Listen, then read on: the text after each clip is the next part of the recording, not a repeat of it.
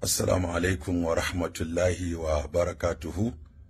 Yau muna 20 ga watan Sha'aban, hijira 1445, wanda ya zo 1 ga watan March shekara ta 2022.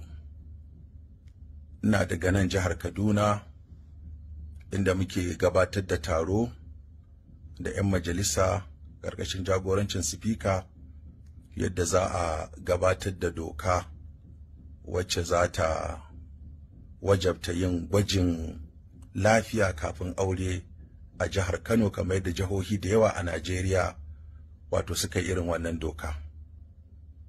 To ɗazu sai na ji wasu jawabai suna ta fitowa daga jihar Kano waɗanda gaskiya sun kashe min gwiwa.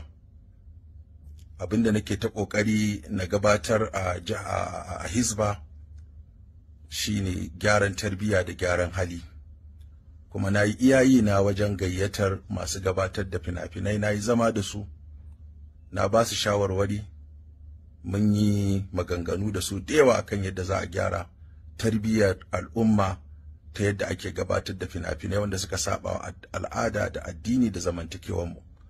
Haka na kira 'yan TikTok, na kuɗi na a cikin ajihuna da mataimakana muka haɗa kuɗi, muka ba su kuɗin data da kuɗin mota, muka zauna da su muka shawarwari.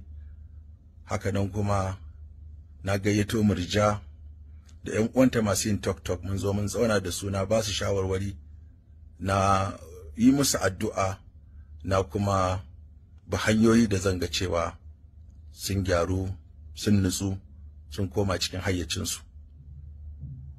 To daga nan kuma waɗanda ba su ji ba sun ci gaba da yin abubuwan da suke yi waɗanda yake ɓata tarbiyya, yake ɓata halaye, kuma mun yi iya ƙoƙarinmu mu ga cewa mun yi abin da ya kamata. To amma ina bawa mai girma gwamna hakuri bisa fushi da yayi da maganganu da ya faɗa, kuma ina roƙon ya min afuwa. Na sauka daga kan wannan mukami da ya bani na Hizba, kuma ina masa addu'a, ina masa fatan alheri. Allah ya bashi nasara, Allah ya taimake shi, Allah ya taimaki gwamnatinsa, Allah ya zaunar da shi lafiya, Allah ya ɗaukaka addinin musulunci.